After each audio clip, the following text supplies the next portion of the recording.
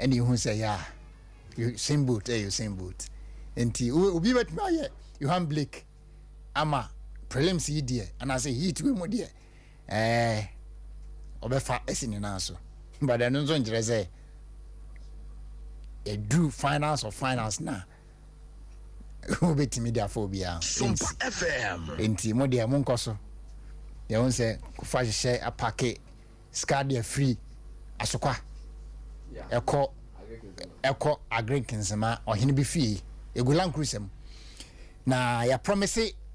chairman foni bi ni delegate no koto super delegate no obi vote ye one ya promise obi 200,000 anti oje cash na idua no abo e de aka ho nti ye expect say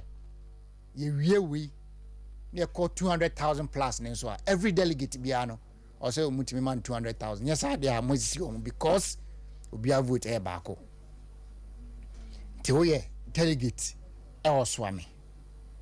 o asendompim o navrongo o tolon o okujete o cry Northton ba bia wo Ghana ha bia na o MPP delegate express vice president team no o ntimi ama 200,000 o masisi fi say even Ashanti region had yinim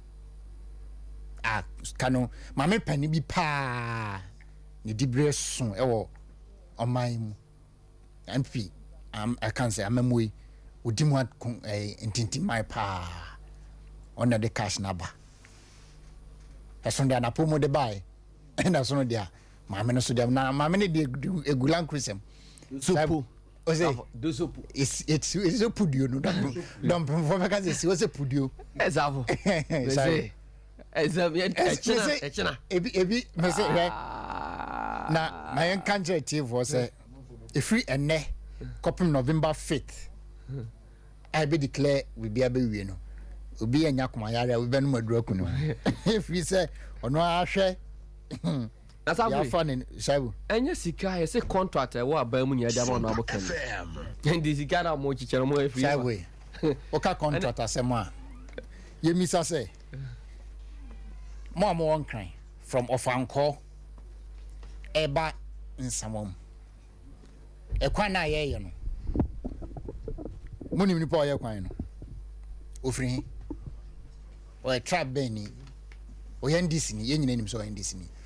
ba dan ti na mama ye betimi de contract ye friend no Ali Marapoma ona ye sa kwan no Ali Marapoma ona ye sa kwan no ye nyina nim ba bia oto na bako but because oye vice president krumini enti ena onu di anim and the contract ni man no ahead of Chemawun to me ahead of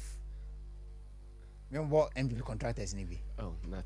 safu enti so ka say o ma MPP ni contract of 100 cedis now come NDC ni contract of I can say 10,000 I can say 100,000 na why NPP ni papa na so why anybody ndi sa ansem no kra de mom fasa ensem ne ma na sisi ya shaibu we safu na minti we mfiri watew ansama ya ba Ken Splash ene kwara ye be yafra ene de ye de frefra na for na safu fela guminsem shaibu nya wetre mezo se paper tinti mezo da mani aha sisi ya bi pese ye force bi ne bi popular enti omane koto anka omana kodi anka na no awi a yetu aka wie no na ka se kofa anka no guka mu nti wa wo kofa anka na guka de mu no camera toss wa esi ni paso mesi ona ko commission we akota wi aba akoyesi ba ni nyina ko wi achi no me sika wo mu bi shabu sika wo mu bi e kan say na aye sika wo mu bi obia e kan say odiyefo obia sika wo mu bi but honorable can popularity now you know utimi ko gina bontin 37 military hospital wakate sword $6 million cardio and dialysis center and fancha o mine o mine sika ni mo and na president e hwedin o say watch us how we Ghana no tapping shoulders so I the ohun say Ghana ni bia etimi ayi BBC e da mo mine da president dan kasa num to hwe say ya so obi zo ngo kate sword na obi so edin bottom ska ko kate sword obi we say akọ catch sort there but difference room difference no difference Honorable Ken ti hodin was no hwedum so by 2007 was no sade was say etutwa ono ankasa wurugure mu kuza no sino hydro for e baga na betimi build it dam ono atwa ticket ko China koda hotel so many times and we push sino hydro deal man go through or the bra mine no or bra wanji one city and from mine no ono kroya sacrifice sino hydro by vice president ekofa China railway almost sign contract no but because na China railway for no any discount by project ninti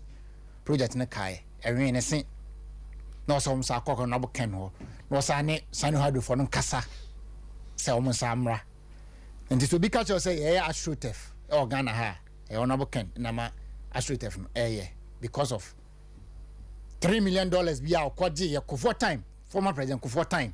no no akasa sa we ko China corporate $3 billion loan SOMPA FM tiskane eba no satam na 2008 out of mama former president Kufoni NPP Lucy tiskane beto Professor Mills ojiska no no do set up Ghana Gas it's Ghana Gas for air astrotefa honorable Ken through honorable Ken ne sweat and they build a Ghana Gas ti so nkranza na air astrotefa wa branti bi obegina so ebobo bia no obompaya bo mark na Japan swame ha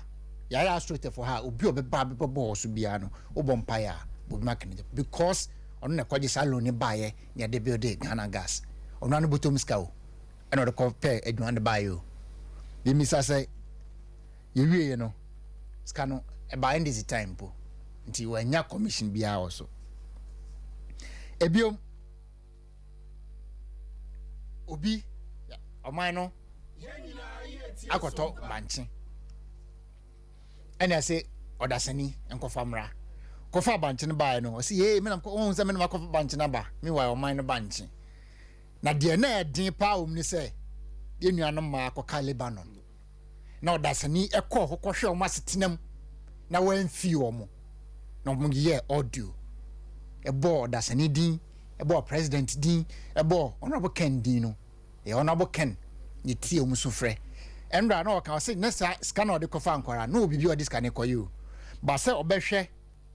na ne sika da ho so de koyo ade ama ne ho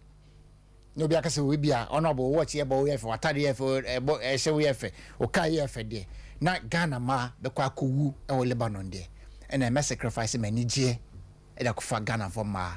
every Lebanon e de o maba se hu so honorable Ken e popular enya o man ba nche a and so enkola no normally 2,500 before yes 1,700 free sale in this honorable Ken e popular na won tia say na won so say o man no ba nche na wo kwa ko bon donkomi ana ya ko taba no na bigina wa beka say won so e popular ese wa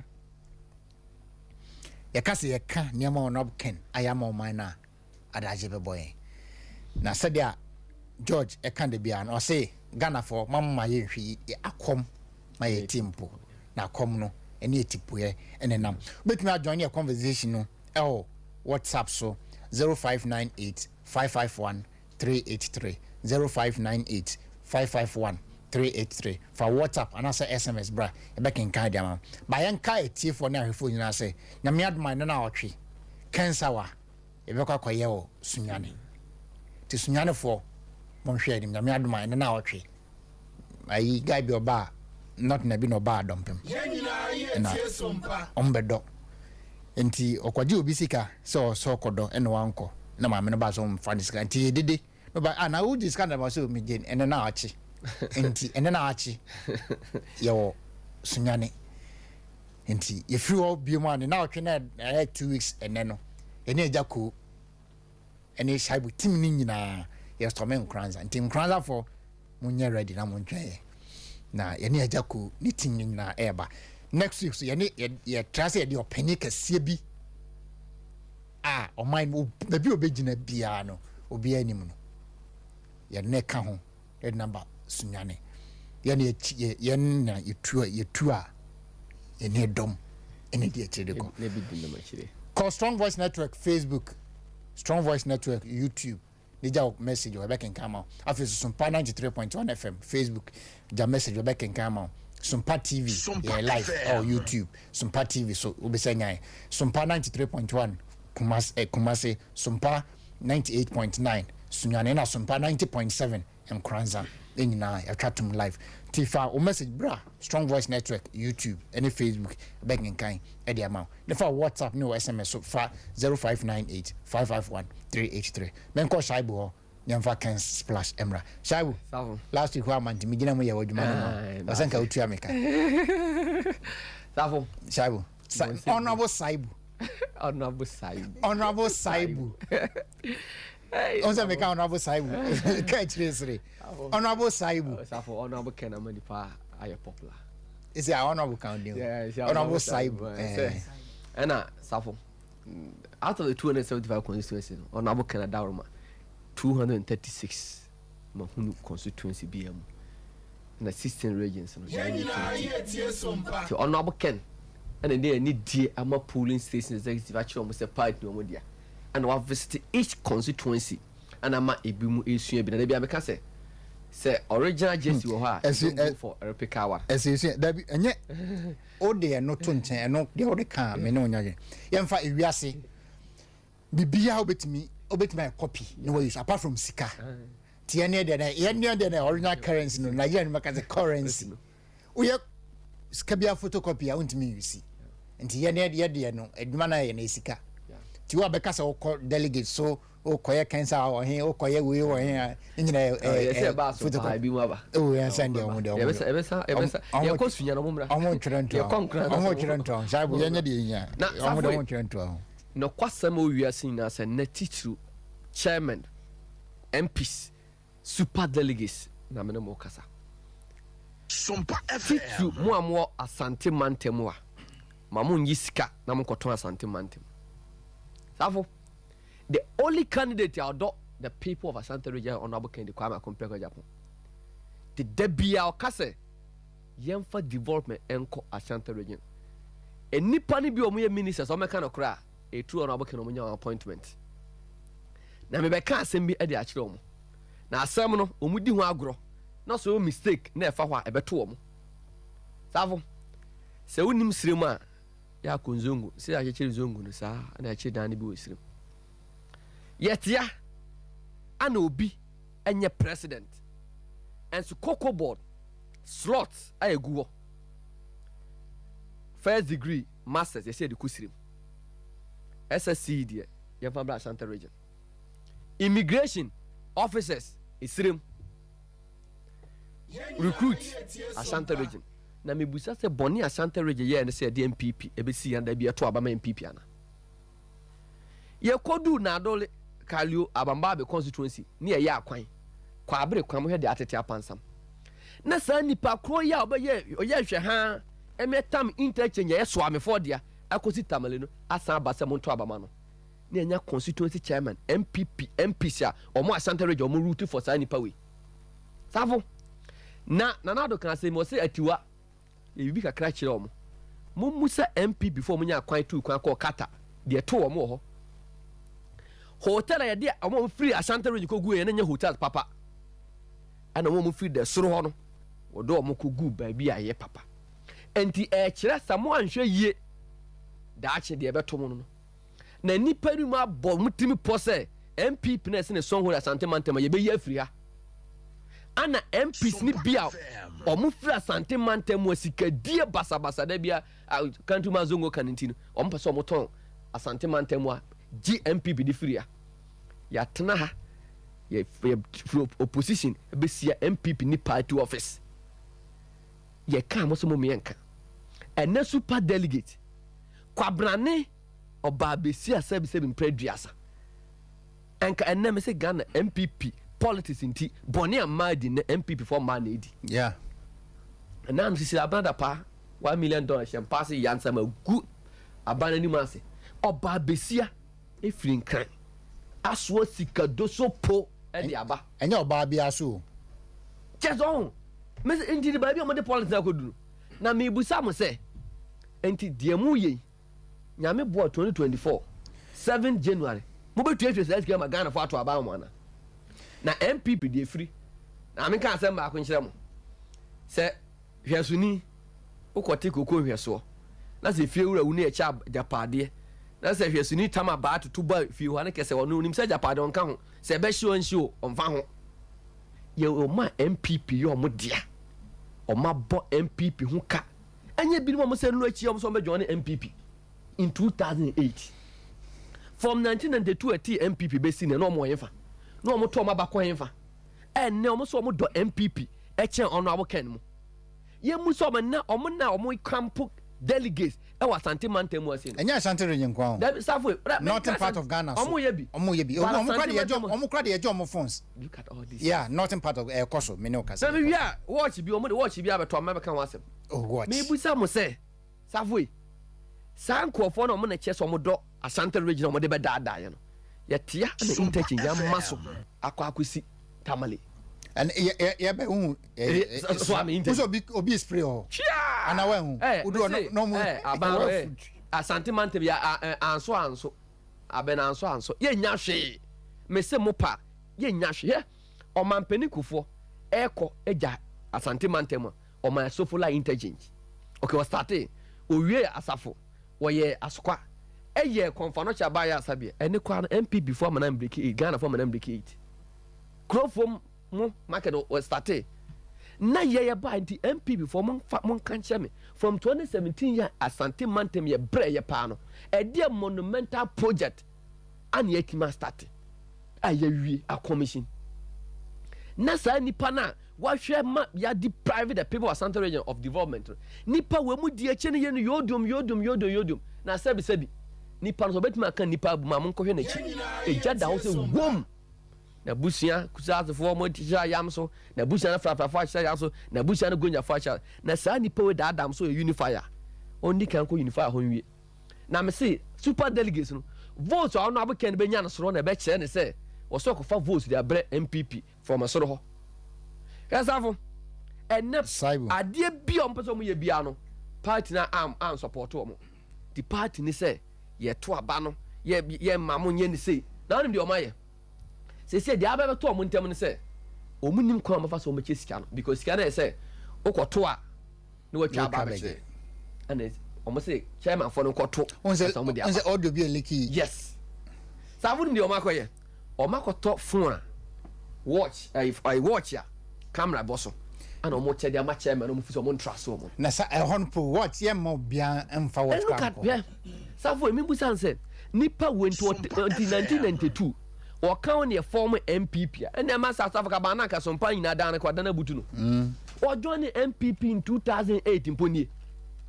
na ko joining in 90 u ba share MPP ni na o ye argument ya yesi o ye kramoni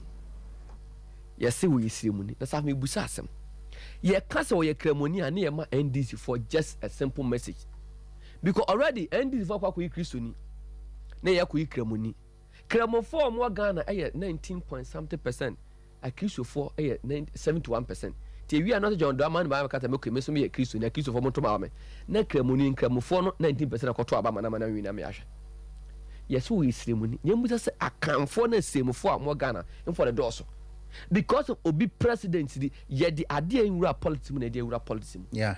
Ana we siremuni we are not talking about his competence. That's for me ba be na ade o mo mpe me ba be ya kire mo hwe ye ntam mo me fa Supreme Court ana de geta na dai Accra de geta center yo de baaye Accra de geta center yo de baaye oba na e mo ba moni oba ye na ye sani sika dada na ye namfo mo abrucho mo sani sika na asafu me busa se na adan kokufu ado yi no also from so at man pani no ana start say wo chiche na mamu no ono aboken ko da Ghana gas at boss chair Dr. Martin Poku Pempe, a commission of education and no energy. Also, fear kwa Greek, alako trade. Obia ye na juma, obia bu na konta said ye dear human man. Nipa oba can't chance away economy say try economy man. And na economy na sinitras ye unu. Say was swap professional. O ye man da. What didn't say what this certificate for? Saf won't mean swap that. Why ye? Saf me so want me. I didn't know. I didn't. Maybe I didn't because no. o my who say oh yeah the economic wasted eba ne say economic wasted o ko ba bi ontimi kan be about the economy and what you honorable can interview with Oman yes oh how bitimi de enyuma ama economy na build it up adentina no a economy no esen nsa no okwa ontimi kan wan say wasopi professor me busa MPP delegates say momien kan okre say ne say dollar aye 3 cities and 5 cities and if 6 cities per anko be safo anke de digita be ko delegates David Ghana and call IMF anke the Supreme Court be ko delegates ni and na nipa na wo kan say ade ba akoma sa candidate ehunu say safo wo no an nsem wo kan no wadada Ghana fo and Ghana for mpeni pon kan okre o kan say yen kwa IMF yesi IMF o kan say obeche dollar na huri o kan say hia for na use mobile money tani kwa say tax mobile money and they tax mobile money enti nesa fo ye sa nipa we ko gina Ghana fo nima e di ade na obeka e me Ghana fo de ye boni ache ye enti MPP fo sa mo pese mu break 8 ya anye sa candidate no na safo MPP nko na pese mu break 8 ya Ghana for say mo fa no abo kenmra ne ento ababa mo ubehu hwe in 2007 ese system no say Alanche Martin na Kofo Bika party force na dan Kofo Ado na mkoto abama no